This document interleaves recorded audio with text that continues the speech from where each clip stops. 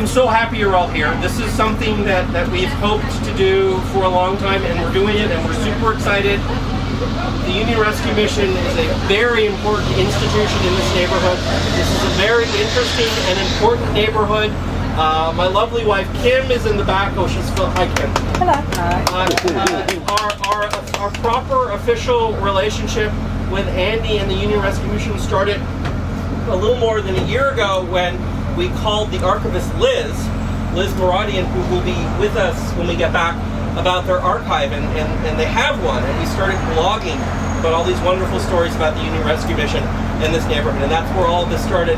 And then on our first visit, Liz said, "Oh, have you seen the film?" And we said, "What film?" And she said the 1949 film made at the old Union Rescue Mission at 2nd and Main in color. And we said, "Wow, no." And it just, so here we are, and Nathan, let's go.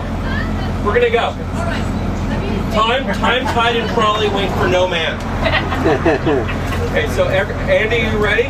All right, let's go. Nathan, take a seat. And okay, perfect. I'm gonna sit here.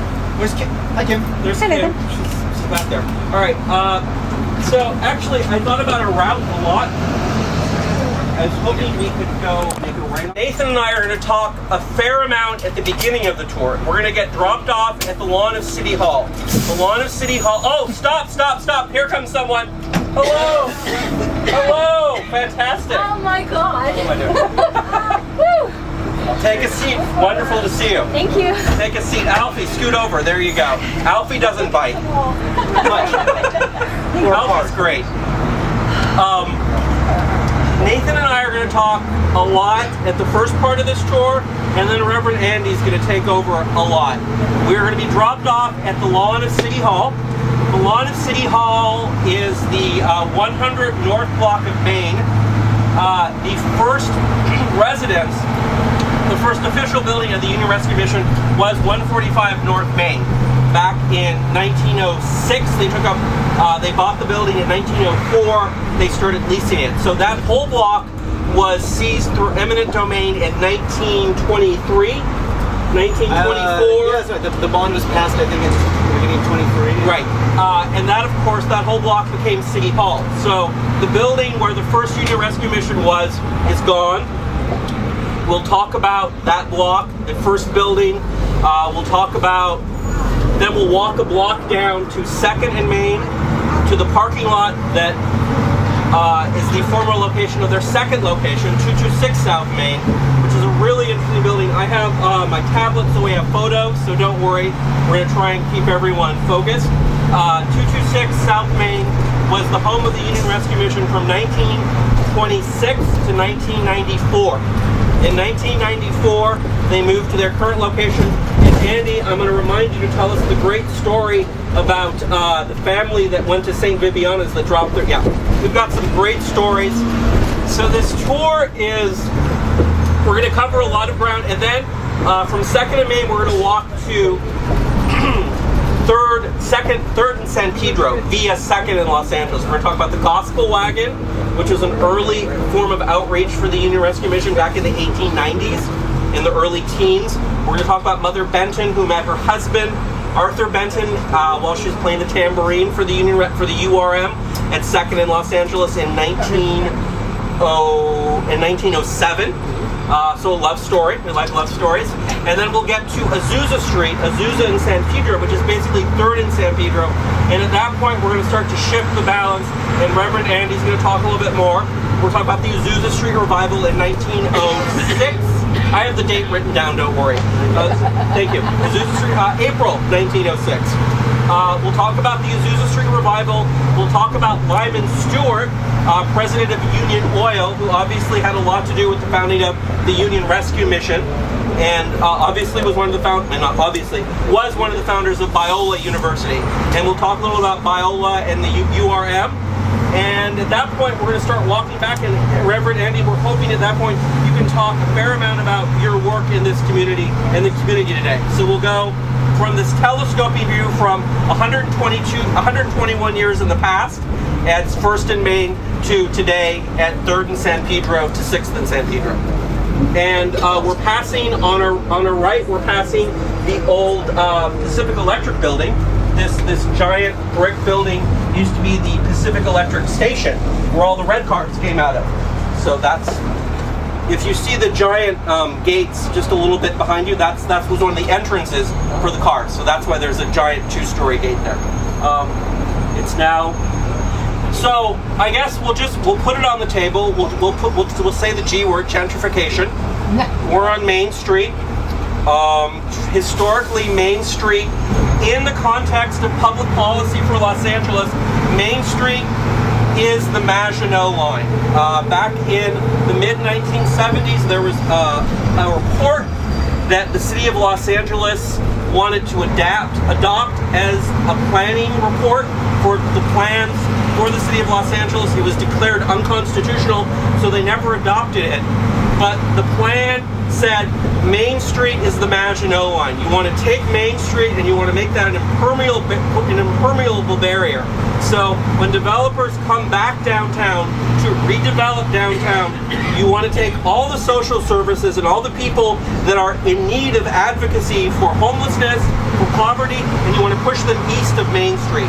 So what you see right now on Main Street, and the URM used to be at Main Street, 2nd and Main, what you see, this Maginot Line, has been in the making since well before 1974 when this report was written, but it was really codified in 1974. And we're in the heart now. Okay, if we look left to the left and to the right, both sides of the street are owned by Gilmore and Associates. Tom Gilmore is a developer. The CRA, it's a term you're going to hear a lot, Community Redevelopment Agency, they're now defunct.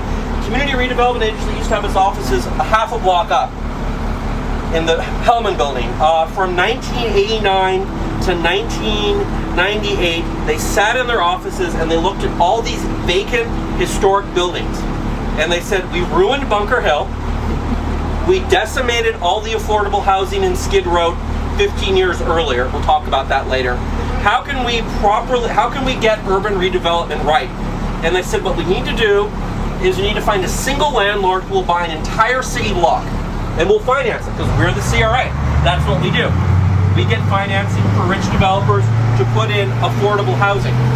We'll get a single developer, and he'll buy the whole block, and he'll have no choice but to renovate and gentrify and bring in artists to stimulate the community for low rent, and then people will follow, and that's exactly what happened. And so that block back there, and again, the Maginot Line, Main Street, they wanted a very strong redevelopment, urban redevelopment presence at, we're about to pass the parking lot. Here we go. Okay, everyone look to their right. So here we go, we're on Main. We just passed 3rd. We're gonna come back to this intersection. I'm gonna say this a lot in the tour. Look at the parking lot. Okay, this is my favorite thing to say. All right, on the right here, it says Paragon parking. That's where the URM used to be from 1926 to 1994. We got photos. But that was it. And here we go. We're getting ready to and we're gonna get dropped off at City. Oh, we get to go into St. Vibiana's, I think. It's open. We'll go in. Yeah, we'll go in. It's quiet in there. Yeah. All right. This neighborhood is unrecognizable today. If you stood at this intersection in 1910, you would have seen every corner was a beautiful Beaux-Arts 6-story building with cornices and corbels and towers and crenellation and bay windows. And again, public policy, a very conscious decision by the city of Los Angeles back in the 1890s to make this area a civic center, to push out all the private businesses. At this point, there are more federal buildings in this immediate area than there are anywhere outside of Washington, D.C. So this is a decision back in the teens when Harris Newmark bought the Temple block, but that's another tour. That's it. So the way this neighborhood is a decision that was made back in the 1910s, and it's unrecognizable. It's really sad. Nathan, there's Lorene! Lorene!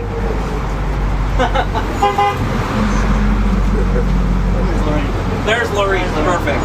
great.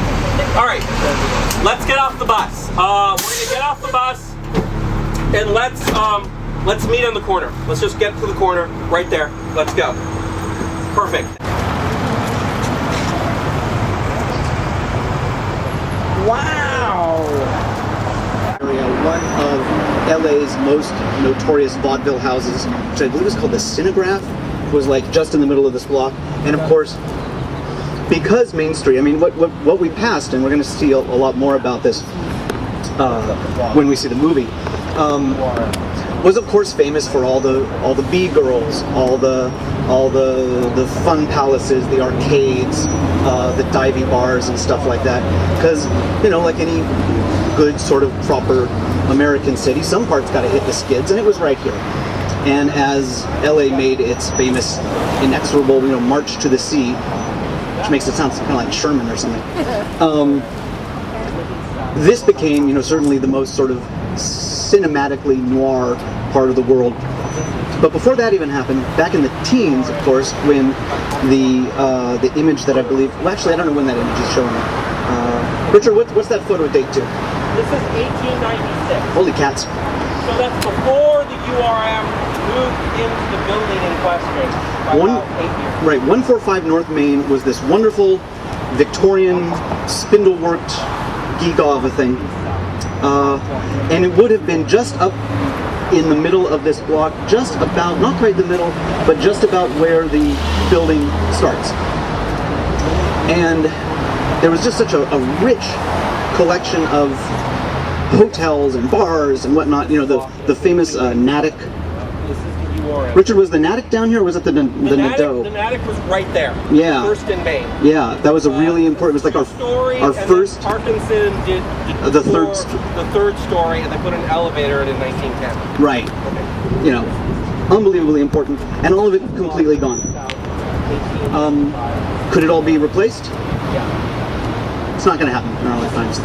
The lawn is about as much as ever is going to be replaced down here. And it's about half a block away. And all the like great civic architecture, even the like Los Angeles Times building, sort of built in that sort of WPA modern feeling, was mimicking. It was basically saying we are, in fact, a civic building ourselves. So this then became the root of civic architecture. You know, you have this sort of, you know, international modern, you know, international modern here, 1953, and then this sort of big city hall piece, which kind of looks like an air conditioning unit. So not one of the best. But of course, our city hall, which we love. But where then are the pockets of old Los Angeles that sort of evoke that old element? You know, Bunker Hill, of course, as Richard mentioned, is, you know, completely gone. And the dive-year elements down here with all the giant Victorian buildings are largely gone. We have St. Vibiana's as something of a miracle because, of course, the Catholic Diocese desperately wanted to tear it down, and instead we have the Taj Mahal up here. Exactly. So finding the URM, this is about where the land recreating these elements of old lost LA, that's sort of what we're going to be trying to do today, looking at these pictures and watching the movie and stuff like that, because that's sort of what we do. Because believe it or not, there was actually a time where there was no internet, and so you couldn't just go look up like cool old photos on the internet. You had to like search these things out. And so when for example, when Liz found Scrap and Steel and got us very much involved in the URM and its archives, it was this enormous revelation. Yeah. Because obviously, you know, Richard and Kim and I have been coming down here for a long time, and we'd never known like the depth and breadth of the impact that the URM has had on Main Street for the last 100 or so years. Nathan, I'm going to ask you. We're trying to get a sense of what this neighborhood, and this is the first commercial Anglo neighborhood in Los Angeles. The original core of Los Angeles is just where Main Street dead ends at the plaza. About, oh, we can just see it, maybe an eighth of a mile. It's not very far. You can see the Brunswick building. This neighborhood in 1890, this was the epicenter of Los Angeles. All the money. Los Angeles by 1910 was the biggest boomtown the world had ever seen. The biggest. There's more money pouring in here than anywhere else. More than the Yukon, more than New York City had ever seen anywhere. By 1910, Los Angeles had already seen several terrible depressions. There was a crash in 1893 that devastated the city. In 1901, there was a panic. So Nathan, what I want you to do, because we have to keep moving, before we leave this block and we leave the first home of the URM, I want you to give us a sense of the financial straits that this city, this boomtown, Los Angeles, had already been gripped with by the turn of the century. Well, you bring up, well, first of all, I like the point that you made about this being like where the American section starts. Much in the way if you go to like someplace like New Orleans and, you know, across Canal Street, you know, you had all the original Creoles in the quarter, and then all the Americans were sort of like put over in the American ghetto of the Garden District. You know, up there you had Sonora Town, basically where like Chinatown now is, because, well, that's a whole other story. But then, yeah, this was where the sort of financial epicenter was, a building like the Baker Block. Right. Which was up here on Los Angeles Street, just at like above Temple. Is on Main. Where the freeway is on Main, a little further up. The Baker Block, no longer with us, was at the time like the most expensive building ever built. It was this giant, you know, it was 1878. Demolished about 1939, and it was this wagon garland, French Empire giant thing, all these giant cast iron columns for it and stuff like that. There was so much money and so much financial influence. Oh, but you were asking about, but then the things that they had to go through, the crashes, what we have to remember too is that in the 1860s, Los Angeles almost ceases to exist. There's 5,000 people here. There is first of all, it starts raining in 61, doesn't stop for months and months and months, kills everything. All the grass grows, all the hogs get fat, all the cows get fat, so there's a giant depression there, and then it doesn't rain again for 2 years. Again, everything dies, and everybody just starts moving out. It was only because of the Civil War and the influx of all the Southerners. People also need to remember that Los Angeles was also stolidly a Democrat town. Very important. People forget that. This was a solidly pro-Southern, pro-Confederate town, and remains so up until the 1970s. My point being, where was I going with this? Right. 1893 crash.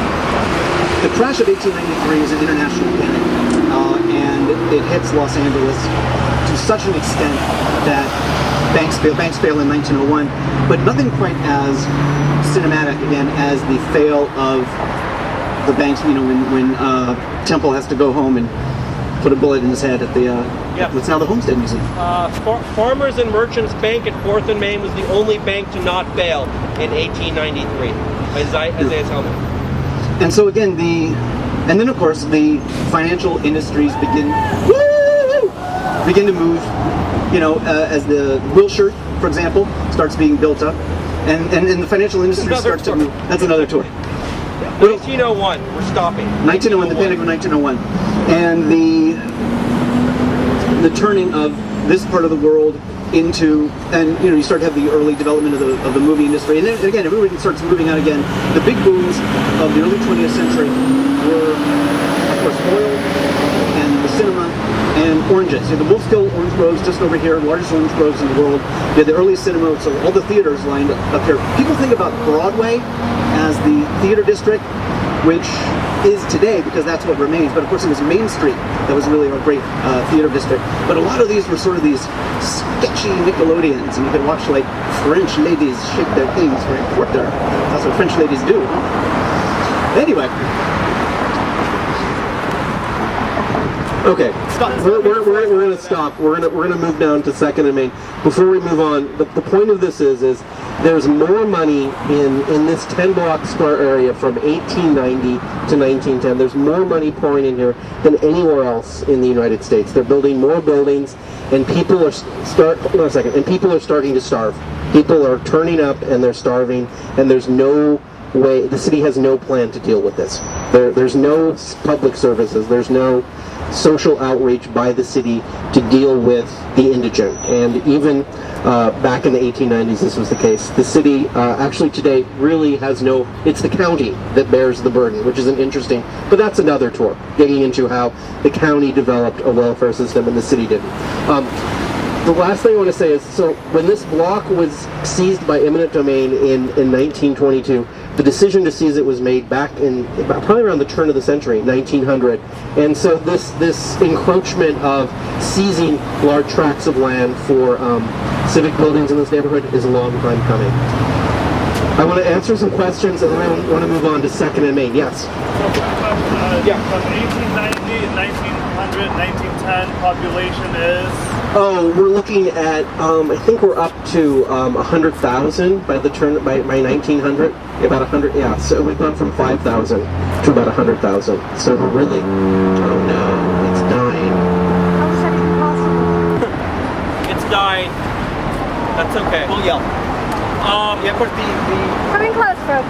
there was this enormous boom in the 1880s because of development of the railroads. In 1876, the Transcontinental Railroad happens, and then of course there's this big price war in 1885, and everyone started dropping their batches and speaking the Santa Fe versus the Southern Pacific. And $1 fare to Los Angeles. You come out from Iowa and Nebraska for $1. So everybody did. And then, what always happens, people come, you keep going west and you keep going west, and then there's nowhere left to go. You end up in Los Angeles, and then people go crazy in really interesting ways. And yes, who then takes care of the infirm when this happens? These are the big questions. How do we have a just and equitable society? And what do we do with the poor and the disenfranchised? Do you have public policy, or is this entirely a function of private charity? And so these are questions that start to be asked back in the 1890s. Before I forget, the price war with the railroads, everyone in the world started coming to Los Angeles in the 1880s with the price war. 100 years later, there was a Greyhound strike in the mid-1980s, and by 1985, Skid Row affordable housing had been cut in half by the CRA 10 years earlier. But this Greyhound strike, you got to ride anywhere free for a day. So the number of people living in Skid Row increased by about 10%, I've been told, by bus drivers. The number of people that got on a bus in the Middle West in New York City and just rode, get from the Middle West and get here in about a day. And the number of people that just came to Los Angeles because of this Greyhound strike was huge and very important. I want to walk down to St. Vibiana's, and we'll go inside St. Vibiana's where it's quiet, and we're going to start to talk about 226 South Main, which is the headquarters from 24 to 94. 26 to 94. All right. Good. Very good, Nathan.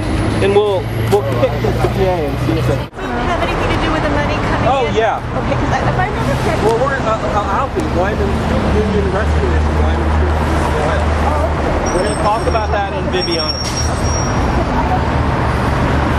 Nathan, that's okay. All right. So, we've come down about 2 blocks. We're now in the 200 South block of Maine. We're now jumping ahead to 1926. In 1924, the Union Rescue Mission gets a letter saying that the city is going to offer them a couple $1,000. Oh, yeah, I think the city was offering them like 37,000. They had it appraised at like 49,000. I think they finally settled in the middle. What ended up happening is a Mr. Swanfelt, who made awnings. His family was in the awning business. His family held the monopoly on tents. Excuse me, on tents in Catalina. If you took the ferry out to Catalina and you wanted to camp, you rented a tent from the Swanfelts. And they had a giant plant right next door to the St. Vibiana's in the Swanfelt building. And Mr. Swanfelt, the younger, his father had retired, and he was very the younger Swanfelt was much more interested in real estate than awnings. So he said, you know what, I'll sell you guys my building for the exact price the city's going to agree to you on. Somehow he knew exactly the price the city was going to name, and that was the price he wanted for the building. So they made the switch, and they moved into the Swanfelt building. I've got photos, we'll look at them in a second, but I just want to get this set up. And you know what's ironic is that it was a building that made tents, and before the Union Rescue Mission had a home, they were in tents. That is ironic. So when we get down to 2nd in Los Angeles, we'll talk about... Thank you. But we'll talk about the tents. By the time the Union Rescue Mission gets here, Main Street is really the artery of Los Angeles. Main Street runs straight into the Pueblo, and by 1926, the term Skid Row has really been solidified in the public consciousness. People have clearly identified Skid Row as this triangle which runs straight out of the plaza where Main dead ends, all the way to 5th. You go straight out of Main, you head all the way to 5th. If everyone can see the hotel with that wonderful sign with the wonderful frame, steel frame at the top of the roof, that's the Rosslyn and the Rosslyn Annex, that's 5th Street. If you make a left on 5th Street and head east to Central, where the arcade station is, you've got this triangle of Skid Row. So you've got a lot of stuff happening at this point. You've got all the money from the financial district. You've got Main Street, which is starting to fill up with burlesque theater, stage, a little stage, some silence. You've got a lot of bars. You've got a lot of secondhand shops. You've just got this. You've got the train stations. You've got all of these people coming to Los Angeles, which is really falling out of the biggest boom it has ever seen and will ever see. And you've got all these people coming here, and they cannot eat the sunshine, and they've got nowhere to go. So this neighborhood seasonally fills with a great deal of transient labor. And the Union Rescue Mission is right here, and at this point, by the time they take over the second half of the Swanfeld building in 30. We'll get photos in a minute, but they just had the southern half, the southern half, and then the Swanfelds left entirely. By 1930, they've got the whole building.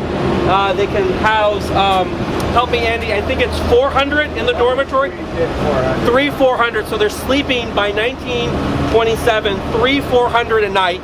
They're filled. They're feeding about 30 to 40,000 people a year. I'll look it up, but about that. And this, actually, Andy, will you give us your numbers for today?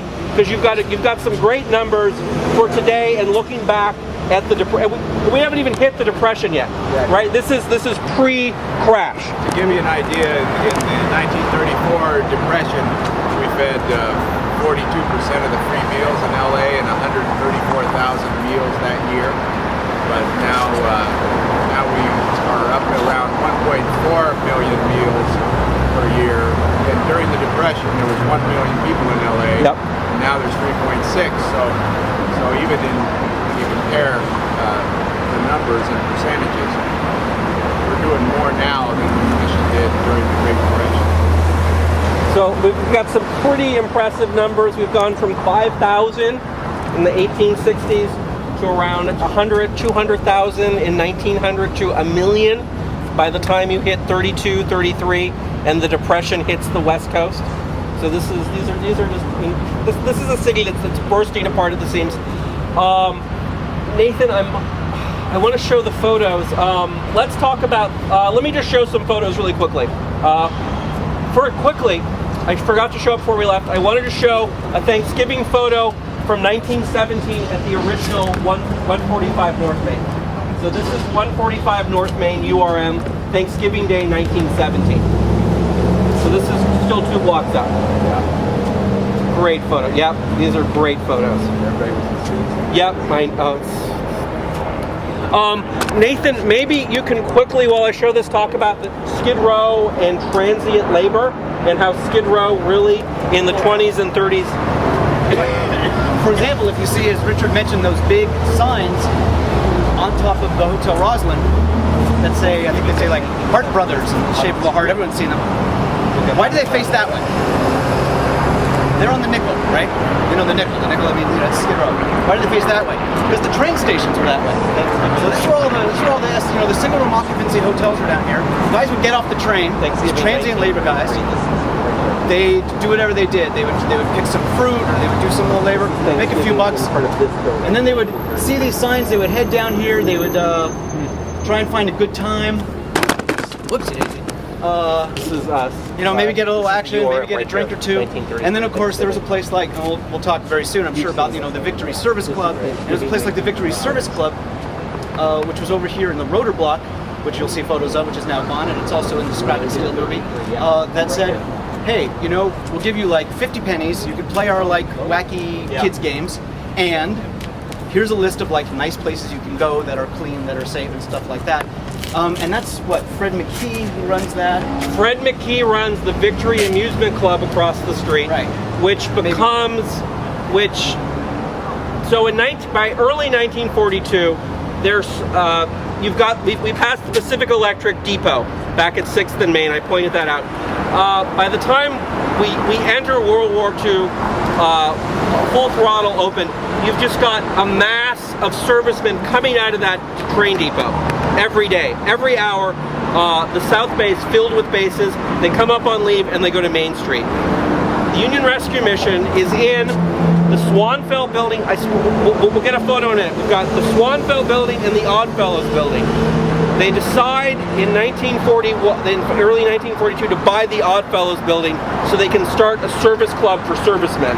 Because you've got, in addition to all these transient individuals, older men coming into town and having nowhere to go, nowhere to do, and starving and needing a place to stay, you've got another challenge of servicemen during World War II coming into town and getting hustled. And all they want to do is they're on leave, they're nice young men, they just want a clean place to stay, and the Victory Service Club provides that. But that's a little outside the scope of what we're talking about. But in passing, I will say, in the work Nathan and I have done, Victory Service Club was Don McCrossan.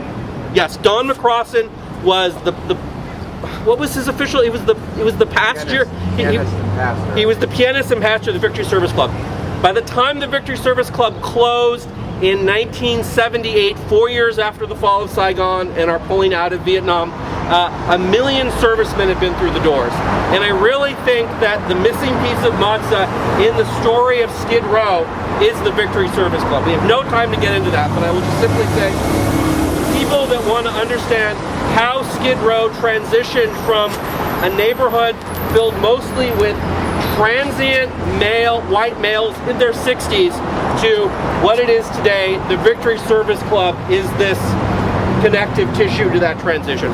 Nathan, I want to get some photos of the Swanfeld and the Oddfellows, and I want you to talk about it. Awesome. Okay, great. So, here we go. At long last, I'm going to show you a photo right next door of, on the right is the Oddfellows building, and on the left is the Swanfeld building. So this is the Union Rescue Mission. That was right there. That was right in the parking lot right there. The other side of Vibiana's. So this is a facility about 300-400 people could sleep in the dormitory here. By 1934, you're feeding, how many people you're feeding in the midst? 134,000 a year. So this is a factory for washing clothes, mending shoes, making clothes, washing clothes, making food, and housing people. So this is a Which photo is it? Yeah, and that's after the Oddfellows. So the building on the right, this is the Oddfellows. This becomes the Victory Service Club, which we don't have time to get into. And the building on the left, this is the original building that they purchased when the city evicted them from 145 North Main. Yes, I do. So now we've got the Union Rescue Mission next door to the Cathedral, to the Catholic Cathedral in town. And Andy, please, this is my favorite story. Yeah, I'm trying to think of their name, but there was a family that came to church every Sunday, and they had a brother who liked wine, really liked wine, and they would go to church and they would drop off their brother at the mission to hang out during the day because he would act up in church, I guess. And for years they appreciated the fact that they could go to church while the brother who had a drinking problem hung out at the mission. And when they went to move from here to the new site, that family, I think it might have been the Dominguez. Was it the Dominguez family? They gave the mission $16 million for the move because we cared for their brother. Wow. That's a great story. That's a great story. And this was a move which the city was supposed to really help you with. So actually, we're talking about the Catholic Church. are you friends with the gentleman who? Okay, I'll just tell the story, and if you know him, it's okay if you don't. But Liz knows him. There's an individual. He's in charge of your facility out. Scott Johnson. Okay, Scott Johnson. In 1983 or 84, the Pope came to Los Angeles. This is a big deal, and the Pope stayed here, right? Because this was the cathedral. Well, he stayed in the convent, which is what is now the Little Tokyo Library. He stayed in the residential facilities. Thank you. Specifically. Well, it's between here and there. It's some nice apartments. Okay, he stayed at an outbuilding within the compound of the cathedral. When we get to that corner, we can talk about it more. Let me just keep it. It's not the library. Okay. Okay. I thought it was. That's a new building. Fine. So they're getting ready for the Pope to come, and the chief of police is involved. A lot of people have a lot to say about what to do when the Pope comes to Los Angeles, and what a committee decided, and they presented to the URM, and Scott Johnson was in charge of, was it really wasn't appropriate for the Pope to be staying next door to the Union Rescue Mission, where there were 400 men a night who were transient. It was a security risk. So Scott Johnson was the individual in charge of clearing out the Union Rescue Mission for the entirety of the Pope's stay, which is about 3 to 4 days. I think that's an amazing story. I think that's an amazing story. God bless him. Yeah, and yes. Question. Yes.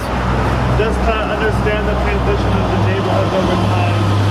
So you said that in 1910, when Right. that area was the Anglo area, the more prosperous area. It was the business hub of Los Angeles. Was that still Skid Row, a kind of Broadway neighborhood, or that transition really happened by the 20s and 30s, and those folks moved west?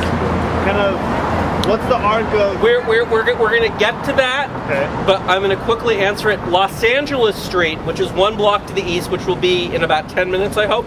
That was really where all the bars were at the turn of the century. And then after, starting in 1910, the bars started coming up onto Main Street too. Okay. So Los Angeles Street was real. We'll get to that, but quickly, yes. And so all the money going west happened decades later. The financial core, as we know it, is an invention of the CRA and post Bunker Hill redevelopment in the 60s. I got a question. Yes.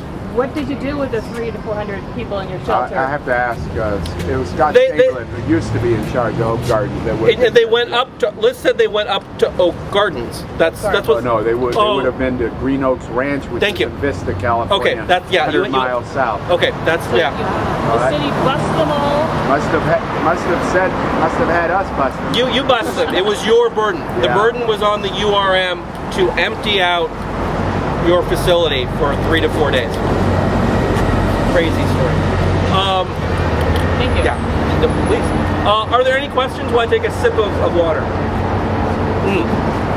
Nathan, what I want to do now is I want to start showing these people a sequence of photos from the opening sequence to the film of Scrap and Steel. And what you're going to do while we're showing them this is try and explain what this block looked like in 1949. There are a lot of parking lots now. That was not the case. The opening sequence of this film is basically the Victory Arcade, which gave birth to the Victory Service Club here across the street. So I'm gonna kind of quickly show them, walk through the photos, which is the opening sequence of the film we're gonna see tonight. And you can tell us, quickly name the buildings we're gonna point to us in this parking lot what we're looking at before I show them the photos. There's a couple buildings left. Right, okay, so what left that we can see on this block was here in 1949? Okay, well, do you want to show them some photos? And Yeah. I can point at things? The movie starts out, Porter Hall, who we remember from Double Indemnity. As the train guy. And again, the movie's really underscores, he's the older, white, alcoholic man, and it really sort of underscores, that sort of shifting at the end of the time. He gets rolled up on by LASD, Sheriff's Department, and Richard will explain all about their role in, writing people citations and taking them out to the Victory Arcade. And Richard, what are you showing him a photo right now? Is that the This is the Victory Arcade. Yeah, okay. This is the Victory Arcade. And there's the sheriff's now. Yay! LASD. Maybe they'll roll up on us and haul us away to a work camp. That parking lot right there, with the dog walking in front of it, is the site of the 1893 rotor block. It was a block is basically a big building, which was mixed commercial and residential, and it was built by a guy named Rotor, and it was this vaster Victorian pile of a place. Very fancy and well-to-do when it was built, but of course, by the time Scrapbook Seal was made in 1949, it had this arcade in it, where for a penny you can go play like skee-ball and stuff like that, and hopefully not get your pocket picked. Maybe meet some nice ladies and stuff like that. According to city records, that became a parking lot in 1953. It tore down. Mid-century Los Angeles was not terrifically kind to Victorian architecture. Let's talk. We've got these photos. You want to talk about theater? Yeah. Okay. So just before, we're gonna show you a photo of. I need everyone. Let's walk to the edge of the street because I need everyone to confirm that they can see the old Linda Lee movie theater. Can everyone see? Yeah. Is everybody okay? Back to the plastic. There's a building with a big white plaster wall sticking up in the middle of it.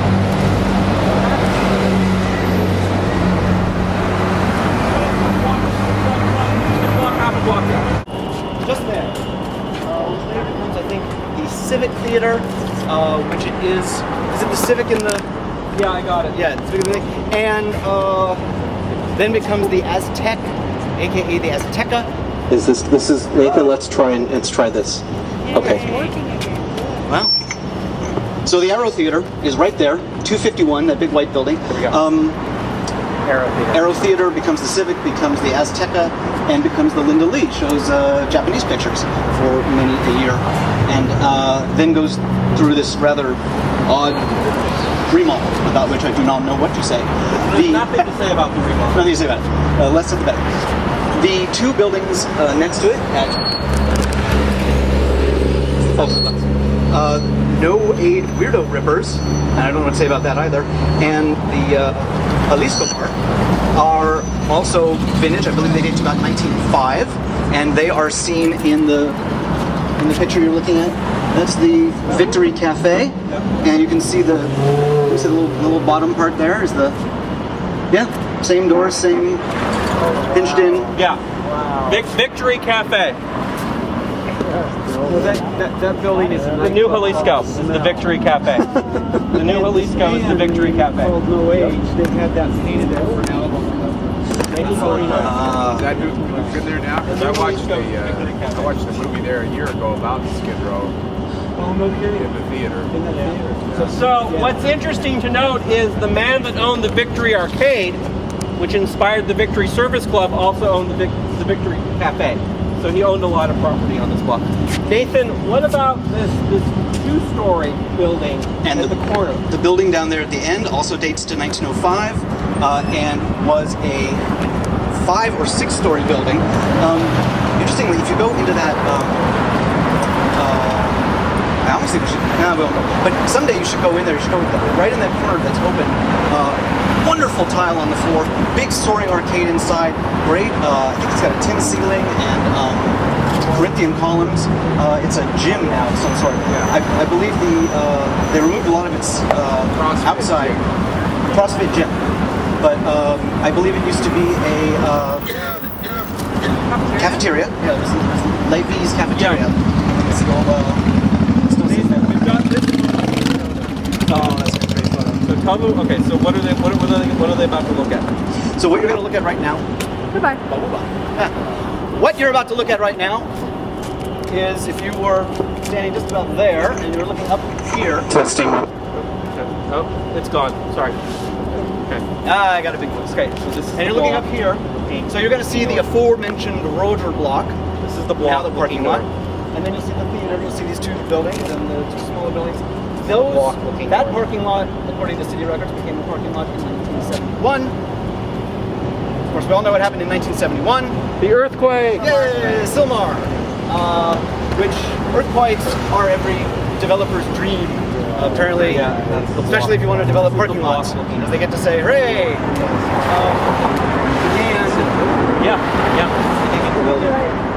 Right, so I believe that photograph has the Aero Theater back, the 1985 Aero Theater when it was still the Aero. I think it's advertising movies for a dime.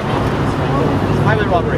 But you get a feel for the intricate nature of this environment, which of course was a very walkable environment. I find it very charming these days that everybody says that, you know, LA needs to be new urbanist and green and everything should be walkable, and of course that's exactly what we had. And then they tore it all out. We had the red cars too. And we had the red cars, and now they're talking about bringing those back to Broadway, and we'll see what happens with that. I'm not holding my breath. No. I want to show you, and then we're going to have to keep moving on. I want to show you a photo of the Linda, when that theater was the Linda Lee. This is going to be taken, this was taken from the 3rd floor of the URM. And this is a nice shot from the mid-1970s. So this is looking at, yeah. I'm sorry. It's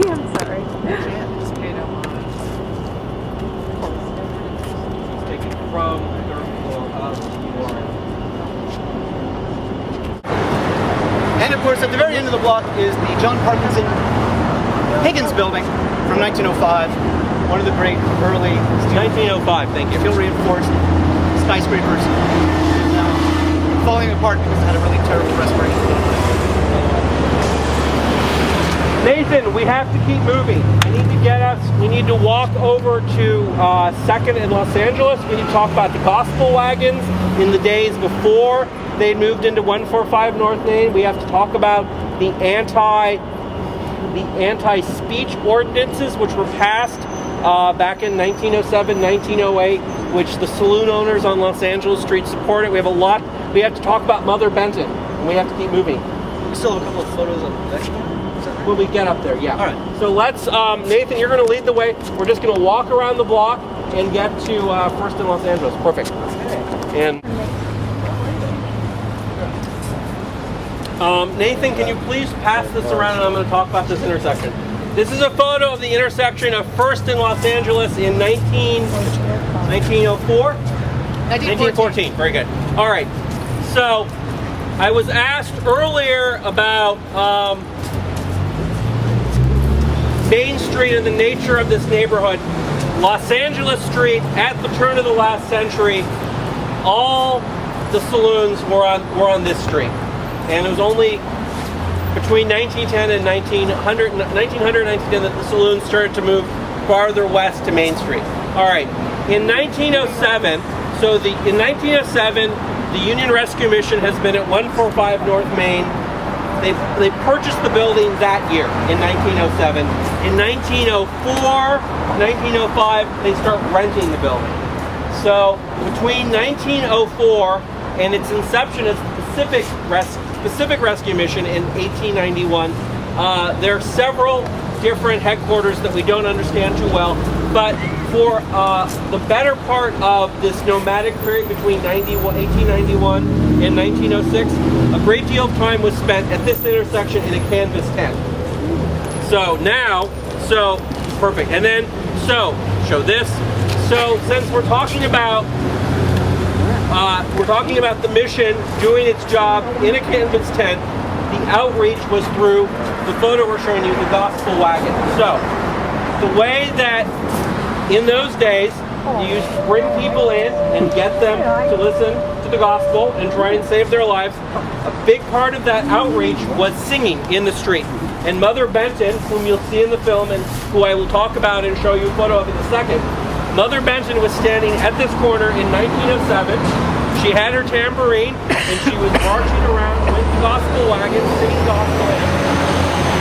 And she was walking with the assistant superintendent, a man named Arthur Benton, and they fell in love. And Mother Benton, in her time in the Union Rescue Mission, saw 32 superintendents, what are now would be executive directors. So she was at the Union Rescue Mission from 1907. She retired in the mid-50s, semi-retirement, and she died in 64. She saw 32 superintendents. So what I It's a want tough job. is it, Nathan, you want to show? This is a photo of Mother Benton. Mother Benton.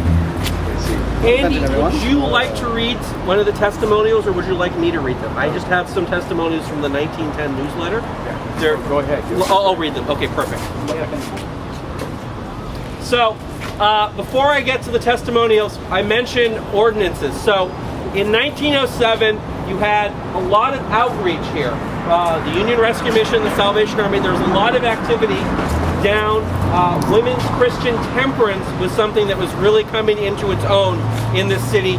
Just up on Temple and Broadway was the Women's Christian Temperance Temple. That's another quote. In 1907, the saloon keepers had convinced members of city council to pass an ordinance that made it illegal to stand on a street corner and sing. They couched it in such a way that 1907, the end of 1907. So two things happened with that ordinance. The socialists could not stand on soapboxes and talk about the fact that Los Angeles is heading towards another big crash, and you really should not vote for the mayor that was for development. You should vote for the socialist mayor, because Los Angeles had no social services and there were people starving in the streets, and the city wanted to do nothing about it. It also prohibited Mother Benton and her husband from marching the streets in the gospel wagons, singing and playing their tambourine. So this is just a first of a series of injunctions against free speech, which is beyond the scope of this court. But it's very interesting and fascinating. And at this point, I want to read a testimonial. So, the outreach that the Union Rescue Mission did, which is the point of the whole film that we're going to see later tonight of Scrap and Steel, is life transformation. Andy, do you want to talk about life transformation quickly?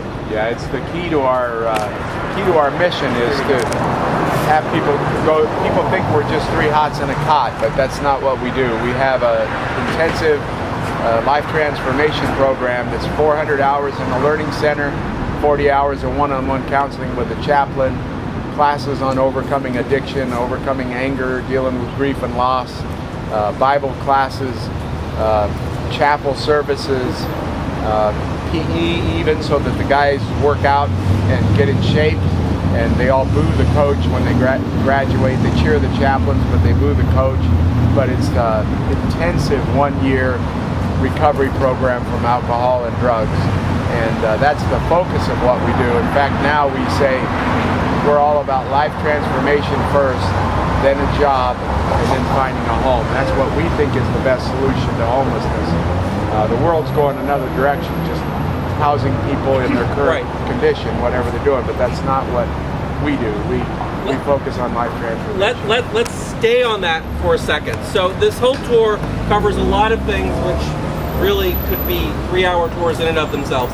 But in this attempt to look at outreach from the Union Rescue Mission in Skid Row for 122 years, we quickly have to look at how the County of Los Angeles decided to deal with issues of transient homelessness, addiction, which, as you just said, is in contradistinction to the Union Rescue Mission. Could you quickly, you work with the county really closely, could you quickly, in just your experience down here, talk about how the URM and the county go in very different directions when it comes to this question of life transformation? Yeah, one way we worked together was to make sure there were no women and children on Skid Row, and we even got a certificate from the county when we accomplished that. But when we tried to open up Hope Gardens, they fought us. They didn't want us moving our women and children out into their county. Hope Gardens is out near Newhall? Sylmar. And transitional housing for 48 moms, and permanent housing for 24 senior ladies and 100 kids. And I had to fight a 34 neighborhood beatings process, pay $1.9 million in legal fees and other fees, and finally a 6-hour planning and zoning hearing meeting where we had to have Cardinal Mahoney and several other religious leaders join us to overcome the obstacle, and the county didn't even want to put us on the agenda to be heard. And finally we got on the agenda, we won the vote 4-0, we moved our moms there. But they used to help us fund Hope Gardens, and then they sent me a letter just, a couple years ago. We don't believe homeless people can be transformed. We think homeless people are mentally ill. We think the only thing you can do is provide housing permanent supportive subsidized housing to those people who are mentally ill. So we have a completely different philosophy how we approach the deal. We believe people can bounce back, recover, and work and get back into the mainstream of the world. We don't have time to talk about that really interesting point anymore, but what I do hope we have time for you to talk about for a minute is and we'll do this and we keep walking, but in your time here, what is the biggest challenge that you never thought you'd see in this neighborhood? As you look at it today, what is the biggest? The tsunami of families that have just poured in, and then I didn't share with you, the county met with me and they said, Andy, if you just quit opening your door to families, if you just shut the door on families and leave them on the sidewalk, then the neighbors would raise their consciousness and they would take care of the families in their own neighborhood. And they ordered me in front of my chairman to shut the front door and leave the children on the sidewalk. Well, that must have been a great meeting. It was a good meeting, and then I told them we weren't going to change our mission statement from we embrace people experiencing homelessness with the compassion of Christ to we shut the front door on people, especially children, experiencing homelessness and leave them on the sidewalk to raise the consciousness of the neighbor. And they didn't appreciate that. God bless you. And the neighbors, of course, did not raise their consciousness either way. I need to say that. Sorry. When I've talked about Main Street as the Maginot Line for public policy in Skid Row, no one developing public policy in the 1970s or 80s saw families living on Skid Row. This is just, you talk to people at the CRA, which doesn't exist anymore, but you talk to them up to the moment they were taken out of existence, and they're just like, I don't know, we never thought about that. We don't really have an answer. I'm glad we have more money to spend on it, but we don't know if the money we spend works. So it's something that and Don McCrossin, who ran the Victory Service Club the past year for the military service, that was the one thing he said in a closing interview he gave to the Los Angeles Times in 1978 is I've seen this neighborhood go, I've seen the doors of the Union Rescue Mission go from older white men in their 60s who've struggled with alcoholism their whole lives. This neighborhood is unrecognizable today, and I don't know what I would do if I came here as a young man today. I don't understand the challenges. It's for some younger people to take up the challenges in this neighborhood. Oil. We've talked about booms. The biggest boom ever to hit Los Angeles is oil. Nathan, I'm going to show them a photo of Lyman Stewart, president of Union Oil, who was, of course, instrumental in naming the Union Rescue Mission. We know we have to keep moving, but while we're here in this moment, Nathan, do you want to talk about Lyman Stewart and oil in Los Angeles and the outreach philanthropy as a function of wealth?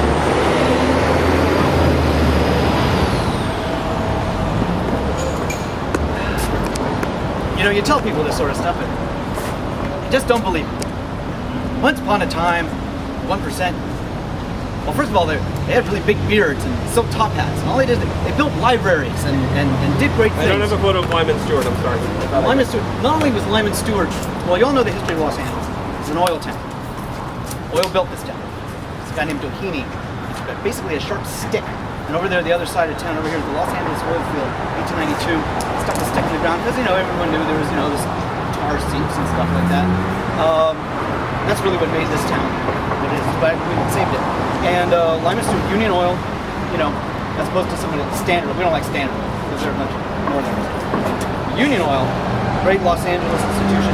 Not only did Lyman Stewart, the Union Oil, provide the Union in Union Rescue Mission and tons of money, but almost all the early guys in Union Rescue Mission were Union Oil bigwigs. They were all guys who were like on the Union Oil board and stuff like that. Philanthropy was a huge deal. Well, I guess we still have George Soros with $1 billion. He's not giving it to me. Thank you. That's perfect. Okay, Lyman Stewart. Footnote. No, we have to keep moving. Footnote. End note on Lyman Stewart. Lyman Stewart did two things in Los Angeles in the early part of the 20th century. He was one of the founding board members of the Union Rescue Mission proper when it incorporated as the Union Rescue Mission, which I think was 1894, 1895. Changed its name a couple years later. Lyman Stewart was on that. Lyman Stewart, Mother Benton, I mentioned Mother Benton right here at this corner, falling in love with Arthur Benton. Mother Benton came out from Chicago. She was listening to a sermon preached by Reverend Moody of Moody's Bible College in Chicago. He passed out. Mother Benton said, "I'm going to go west like he told me to." He passed out. A man named Rodney Torrey took over Moody's Bible College, took over that circuit. Wyman Stewart wrote Rodney Torrey a letter in 1910, Azusa Revival, and the reason for this letter is our next stop, Azusa Revival. Wyman Stewart wrote Rodney Torrey a letter in 1910 and said, "I will build you the biggest church west of the Mississippi if you come to Los Angeles and will be the pastor of this non-denominational biggest church in the West and run the Bible College." And Rodney Torrey said yes. And that decision transformed Los Angeles and the fundamentalist movement in America. There was a major decision. Rodney Torrey said yes. Lyman Stewart built Church of the Open Door and Biola, which were side by side in this beautiful Romanesque church at 6th and Hope next to the library. It was destroyed. It was devastated in the 86 earthquake. 87, thank you. 87. And Gene Scott tried to save it. It failed. Jesus Saves, the Jesus Saves side, of course. Biola left Church of the Open Door at 6th and Hope in the 50s. They moved to La Mirada. Biola is still very closely associated with the Union Rescue Mission. And so that's really important. But the letter to Rodney Torrey had to do with Azusa Street. And Andy, let's get to Azusa Street. And you're gonna and I'll set it up and you can take over. All right. So let's follow Nathan and Reverend Andy. We're gonna walk down to San Pedro one block and make a right. And we're gonna be right there. You have the letter? I don't have the letter. I'm sorry. Services in downtown Los Angeles, 9th and Santa Fe. He goes to a house on Bonnie Bray. So we're talking about Pico Union neighborhood now. We're talking about William Seymour is attending a non-denominational service at a residential house on Bonnie Bray, basically Bonnie Bray and Temple. It's April 12th. Which is really a Filipino historical. Historic, yeah, thank you. I've been there. It's Filipino town. I researched it for the LA Conservancy. It's an interesting building. It's April 12th, 1906, and they're at the house of Richard Ashbury, and he receives the Holy Spirit. I will let you talk about that in a second, but I want to get us to here. So it's April 12th, 1906, and this small group of people in this non-denominational, in a living room, have this experience. Within about 2 weeks, so many people are going to these reform services at this house on North Bonnie Bray that the porch collapses. And William Seymour rents a hall here on Azusa Street. This you've seen photos. We showed you photos of Main Street where City Hall is. This is totally this is unrecognizable. So Andy, take it away. So William Seymour and the Holy Spirit, right. Pentecostalism, and the Azusa Street Revival, which is why Wyman Stewart wrote Rodney Torrey a letter and said, "Come to Los Angeles. I'll build you the biggest church west of the Mississippi." So the Holy Spirit showed up. People started speaking in tongues, getting wild, screaming, jumping around, and the Pentecostal movement really launched right here. Oh my goodness. Okay, they're going to drive into us. That's one way to get the Spirit.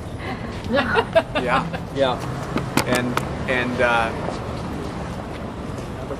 what's interesting, if you all know West Angeles Church of God in Christ with Bishop Blake, they had a pastor who got involved with William Seymour, and he went and launched West Angeles Church of God in Christ. And the funny thing is, I went to Biola, and it really is the capital of fundamentalism. And in the Christian world, if some of you don't know, the fundamental Baptists think of tongues and all of that as probably coming from Satan, whereas Pentecostals believe that it's the mark of a true Christian to get the Holy Spirit and to speak in tongues. So you can see how big of a divide there is in Christendom. And what's interesting now to me is I am now a member of West Angeles Church of God in Christ, though I grew up in a fundamental Baptist congregation and went to Biola, and we still have challenges because we'd like to see LA Mission and Union Rescue Mission work together more. But when I talk to them about us working together more, they remember back to when their forefathers, the Peniel Mission, loved this Pentecostalism that broke out on Azusa Street, and Lyman Stewart blasted it. Lyman Stewart hated it. and Lyman Stewart went ahead and funded a book of a 12-volume set of essays called The Fundamentals, which is the basis for fundamentalism, which we don't have time to get into. But really, Lyman Stewart was all about people signing, correct me if I'm wrong, signing pieces of paper, making very specific statements about the nature of their faith and what they were prepared to do. And Lyman Stewart's unfailing drive to make people do that really started these schisms that you're talking about, where people say, well, back in 1930, yeah, so it caused a lot of problems. And I met one of his great-great-granddaughters, and she is a Pentecostal person, and she wasn't very happy with her great-great-grandfather. Oh, interesting. That's what grandchildren are for. So, do you want to quickly talk about the Pentecostal movement and how it exploded from here? Exploded throughout the world, and there's still this divide, but it's probably not as intense as Lyman made it. But Pentecostalism just broke out. I don't know if you know about West Angeles, but it's a 10,000 member church that's just very active and fervent, and there are churches like that all through the world. In South Korea, it's gone everywhere. Right. So Lyman Stewart wrote Rodney Tory because so many people were coming to Los Angeles and wanted to go to Bible school. They really wanted to take up the cause. And Lyman Stewart, even though he really actively despised Pentecostalism, wanted to brand his own ideas about fundamentalism and create Biola, this Bible school. And when you look at Los Angeles outside the context of just Church of the Open Door and Biola, you look to Amy Semple McPherson, who built her church in 1923 outside of an urban center. She wanted to feed the poor, and she wanted to set up a non-denominational Bible school because she wanted to.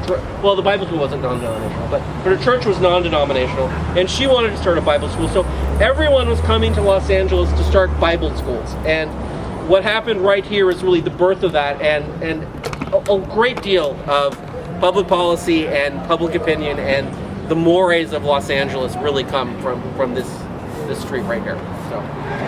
So at this point, we need to start walking back, and you need to start telling us lots of things you do down here on your blog, which is one of the reasons we love you so much. Like, for instance, you're spending the night on the street tonight. Am I correct?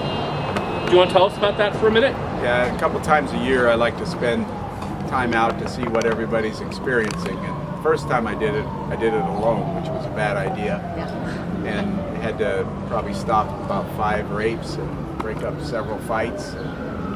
Got threatened throughout the night. What year was that? What? The first time? 4 years ago, maybe. And second time I did it with a buddy, and it just as wild, but you don't feel quite as alarmed when you're with someone.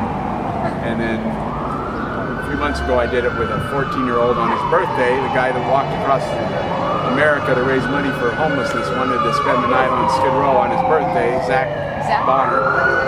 And so Zach is a dog.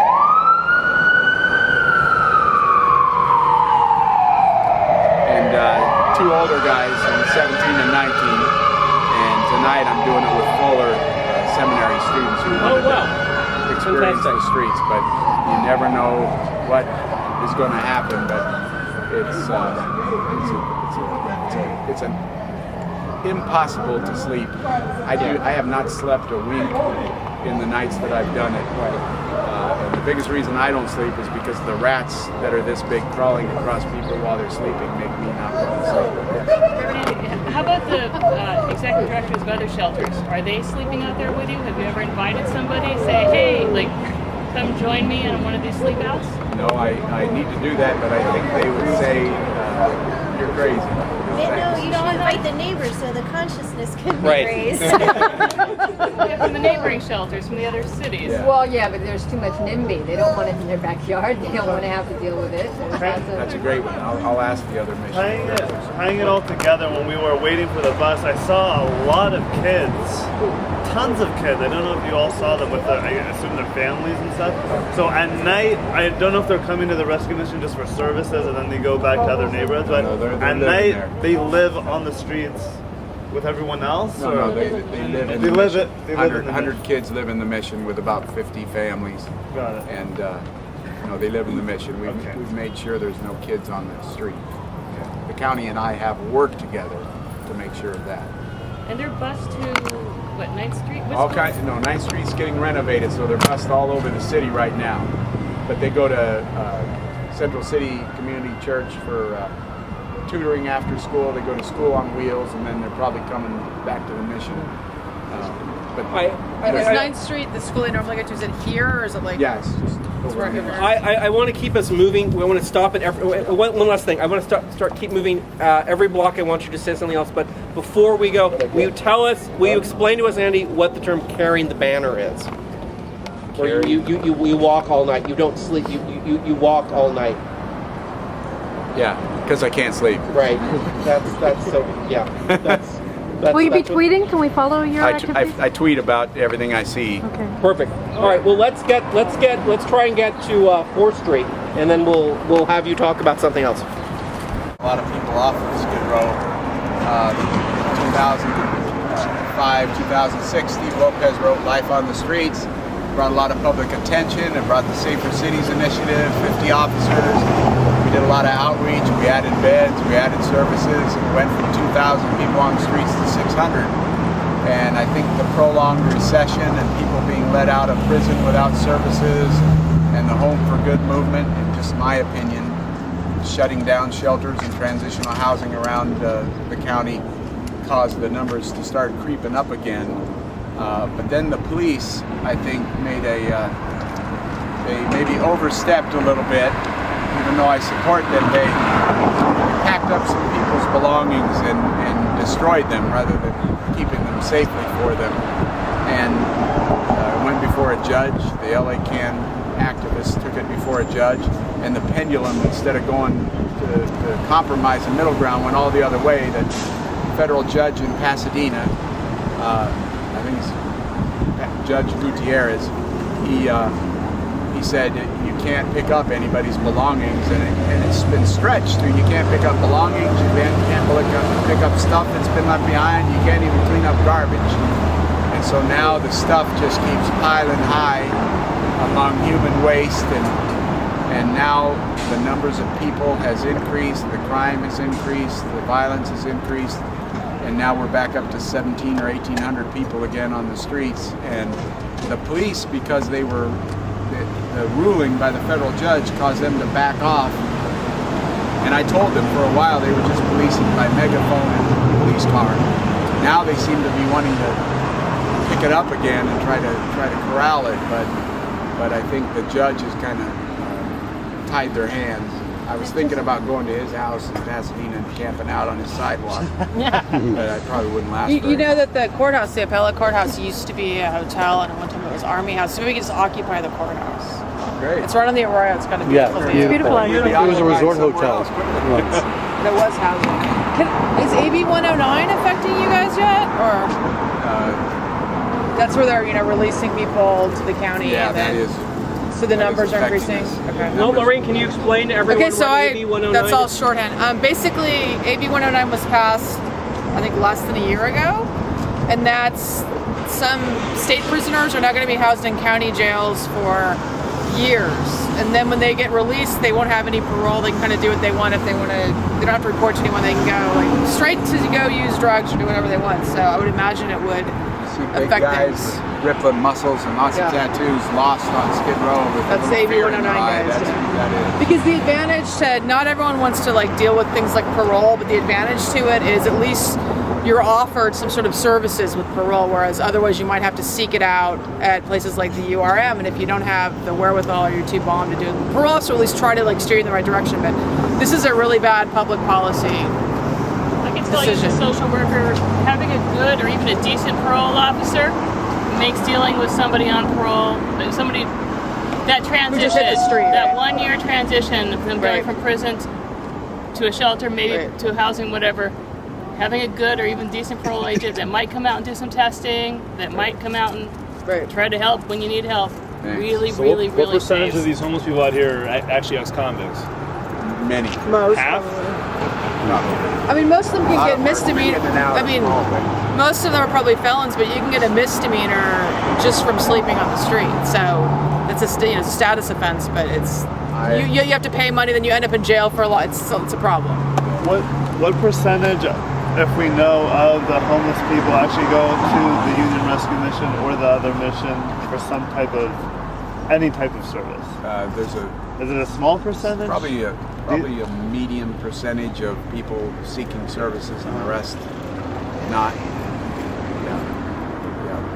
We're not hitting everybody, but they're probably all familiar. I'm going to interrupt you. I want to walk one more block to 5th, and then at 5th, before we enter the URM, I want you to tell us what you'd like to see. So you have a block to think about. You've got to check. We want to hear it straight from you. So let's cross the street and let's get to 5th, and you can tell us what it is. Okay. So Reverend Andy, we're about to get back to the URM to get started with with the screening. Everyone in this group is just looking to you to tell them what you would like to see happen down here. Your job is to advocate for everyone down here who's homeless. Yeah. What directions would okay, 2 questions. What has worked? What hasn't worked? And what would you like to see work better? So 3 questions. Yeah, what I'd like to see is a regional approach so that every city and every neighborhood and every region would take care of their own people who are experiencing homelessness and not push them all to Skid Row. And now, as was said earlier, the NIMBY's so strong that when you try to move out, like we did at Hope Gardens, you face a huge battle. NIMBY being not in my backyard. Even with moms and kids. And the reason I fought so hard for Hope Gardens was because I thought if they won't allow women and children to move out of Skid Row, who in the world are they going to let move out of Skid Row? And the challenge is that people who are homeless trying to get out, they're caught in the twilight zone between, the corralling on Skid Row and the NIMBY, and they're in Never Never Land. So I liked the multi-pronged approach that we took before with extra beds, extra services, police patrol, going out into the different neighborhoods to produce services. But right after we won that battle at Hope Gardens, I don't know if you remember, the county proposed access centers around the county, and they immediately got attacked and shut down, and they gave up that plan. It was a good plan, but they gave it up because of the criticism. So we need a multi-pronged approach. And the criticism was against these shelters across the county. Yeah, the criticism came from the cities that they even mentioned where they should be. Right. And then the mayors spoke up, the neighbors spoke up and said no way. And so what we have here is the worst human disaster in the U.S., the corralling and containing of everybody who experiences homelessness in LA. Would you guys remember the hospital dumpings of hospitals that would drive 40 miles, drop patients off, and leave them? The hospital that I busted for dropping off 155 mental patients and dropping them off on San Julian, 22 months, and we got them sued for 1.6 million and a law against it. Excuse me for the time. Excuse me. So, Reverend Andy, would you say that the Safer City initiative by the LAPD has worked? I don't have a dollar. Would you say the Safer City initiative put forth by the City Council, do you think that works? It worked better than this. The only problem was the police tried to do what they could, and if everybody else would have done what they could do, like if everybody would have stepped up with more services and outreach, and that would have worked, but it kind of left it on the back of the police to solve all the problems, and that was a problem. Hurry up! The fuck out of here! I'm not clowning, bitch! Keep going at me, motherfucker! Piece of shit! Motherfucker! Fuck out of here! Hurry up, bitch! Get the fuck out of here, bitch! Fucker! Piece of shit! So that's some of the stuff that happens on Skid Row. I had a guy threaten to kill me today because I was walking with a cameraman. He said, put that camera on me or I'll do something to you. And I said, you can have a camera in public, in a public sidewalk. He says, well, show it on me and see what happens. And he said, I'm not afraid to go to jail and I'll kill you. And I said, I'm not afraid to put you in jail. So that's regular on here. God bless you, Reverend. Thanks.